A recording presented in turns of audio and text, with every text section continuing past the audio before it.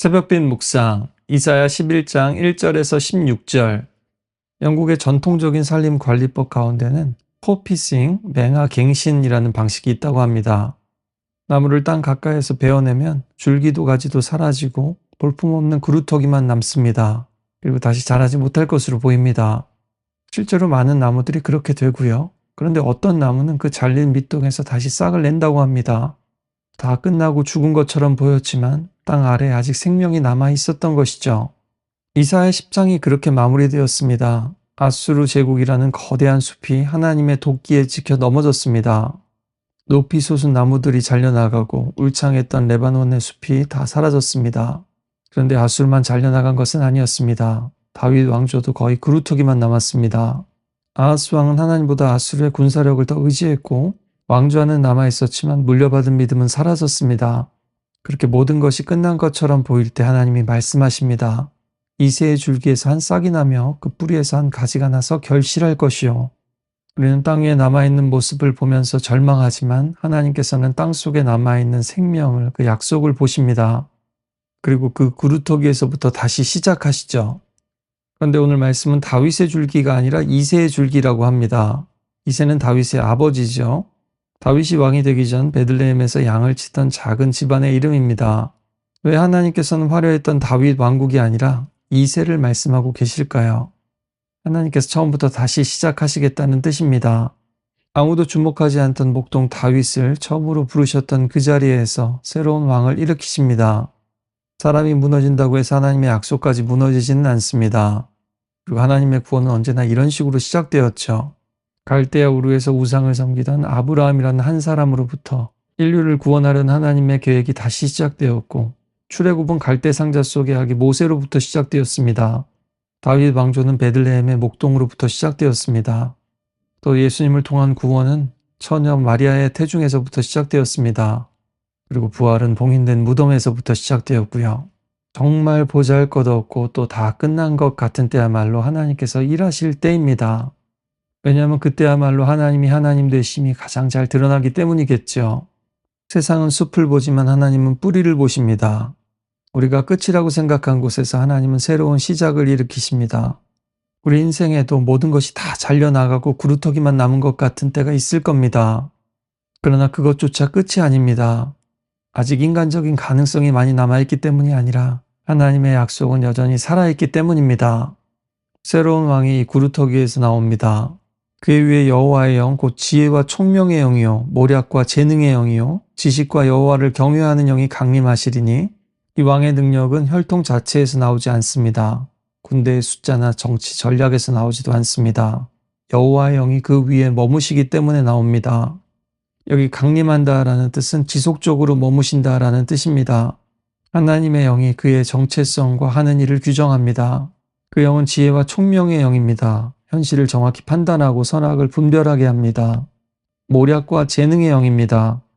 올바른 계획을 세울 뿐만 아니라 그것을 실제로 이루게 합니다. 지식과 여호와를 경외하는 영입니다. 하나님을 의지하며 하나님의 방식대로 통치하게 합니다. 그가 여호와를 경외함으로 즐거움을 삼을 것이며 그의 눈에 보이는 대로 심판하지 아니하며 그의 귀에 들리는 대로 판단하지 아니하며, 그는 겉모습에 속지 않습니다. 소문에 휘둘리지 않습니다. 돈과 권력과 지위에 의해 판단이 왜곡되지도 않습니다. 1970년대 이후에 오케스트라에서 블라인드 오디션을 도입하기도 했습니다. 연주자의 성별과 외모를 보지 않고 연주만 듣기 위해서입니다. 눈을 가려야 더 정확히 들을 수 있는 겁니다. 우리도 그렇습니다. 우리는 객관적인 사실만을 본다고 생각하지만 겉으로 보이는 것에, 또 우리 귀에 들려지는 것에 너무나 많은 선입견과 편견을 가지고 판단하게 됩니다. 그러나 이새의 뿌리에서 오시는 왕은 가림막이 필요 없습니다. 4절은 이렇게 말씀합니다. 공의로 가난한 자를 심판하며 정직으로 세상의 겸손한 자를 판단할 것이며 그의 입의 막대기로 세상을 치며 그의 입술의 기운으로 악인을 죽일 것이며, 모든 사람들을 다 똑같이 대하는 것이 정의고 공평이 아닙니다. 이사야서가, 그리고 성경 전체가 말씀하는 정의와 공평은요, 강자의 힘과 조작으로부터 약자를 특별히 보호하는 것입니다. 왜냐하면 이런 사람들은 자신의 목소리를 크게 낼 수조차 없으니까요. 법정에서 자신을 변호할 자원도 없고 권력자의 말 한마디에 삶이 무너질 수도 있습니다. 뉴스를 보십시오. 오늘날에도 이런 일들이 비일비재합니다. 그리고 앞장에서 아수르의 막대기는 군사력과 폭력이었죠. 그러나 11장에서 메시아의 막대기는 그분의 입입니다. 새로운 왕은 진실한 말씀과 정의로운 판결로 악을 제압합니다. 분에게 공의와 성실은 필요할 때만 꺼내는 정책이 아니라 허리띠처럼 늘 그의 몸에 붙어 있습니다. 그의 인격과 통치는 서로 분리되지 않습니다. 그 왕이 공의로 통치할 때 세상의 질서가 달라집니다. 이리가 어린 양과 함께 살고 표범이 어린 염소와 함께 눕고 송아지와 어린 사자와 살찐 짐승이 함께 있어서 어린아이에게 끌립니다. 암소와 곰이 함께 먹고 그것들의 새끼가 함께 엎드리며 사자가 소처럼 풀을 먹게 됩니다. 젖먹는 아이가 독사의 구멍에서 장난을 하고 젖된 어린아이가 독사의 굴에 손을 넣어도 괜찮습니다. 정말 꿈같은 나라입니다. 지금 세상을 보면 불가능해 보입니다. 그러나 그렇게 우리 하나님께서 만드실 나라입니다. 고대 제국은 자신을 사자처럼 맹수처럼 묘사했습니다. 강한 나라가 약한 나라를 삼켰습니다. 당시 아수르에게 작은 민족들은 먹잇감이었죠. 그러나 하나님의 나라는 이 세상 나라의 질서를 완전히 뒤집습니다. 거기서는 포식자들의 본성도 정글의 법칙도 다 깨어지고 변화됩니다. 제일 강한 자가 맹수들을 이끄는 것이 아니라 어린 아이가 그들을 이끕니다. 그리고 가장 연약한 아이도 안전하게 어디서든 뛰어놀 수 있습니다. 그러나 안타깝게도 지금 세상은 그렇지 않죠. 또 여전히 우리 안에도 이런 악한 본성이 있습니다. 상대를 이겨야만 안심이 되고 다른 사람들의 약점을 이용하기도 하고 상처받으면 더 큰 상처로 돌려줘야 하고 사랑하는 사람들마저 내 뜻대로 움직이려는 욕망이 있습니다. 또 경쟁자의 실패를 은근히 기뻐하기도 하죠. 그러나 하나님의 나라에서는 이 모든 것들이 사라집니다. 그들이 서로 질투하고 해치지 않는 이유는 여호와를 아는 지식이 온 땅에 충만하기 때문입니다. 그러니 우리가 진짜로 하나님을 믿고 안다면 다른 사람을 함부로 대하고 또 해칠 수는 없을 겁니다. 그리고 이 왕은 이스라엘만의 왕이 아닙니다. 만민의 기치, 그 깃발이 되고 열방이 그에게로 돌아옵니다. 세상의 깃발은 우리 편과 아닌 편을 나누지요. 그러나 예수님의 깃발은 원수되었던 사람들마저 하나로 모읍니다. 형제이면서도 전쟁을 했던 에브라임과 유다가 화해하게 됩니다. 함께 예배하는 것만이 아니라 관계가 회복됩니다. 그리고 마지막엔 하나님께서 바다와 강을 가르시고 길을 만드십니다. 새로운 출애굽의 모습입니다.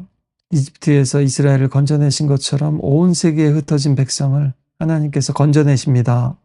우리 하나님은 바다에 길을 내시고 강을 마르게 하시며 그루터기에서도 싹을 내시는 분이십니다.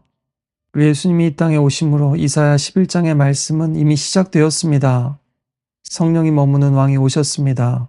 가난한 사람에게 복음이 전해졌습니다. 온 세계 이방인들도 예수님을 믿고 돌아오기 시작했습니다.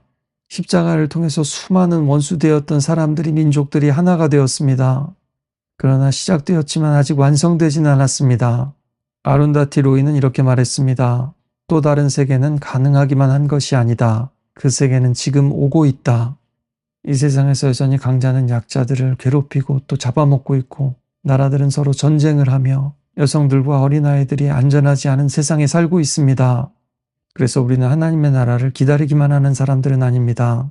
약한 사람들을 지켜주고 상처 입은 사람들을 치유하고 원수들과 화해할 때 사람들은 우리를 통해서 하나님의 나라를 발견하게 될 겁니다.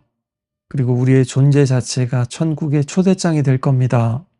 오늘도 우리가 걸어가는 길에 하나님의 일들이 나타나고 오늘도 우리가 살아가는 자리에 하나님의 나라와 통치가 임하기를 함께 기도합시다.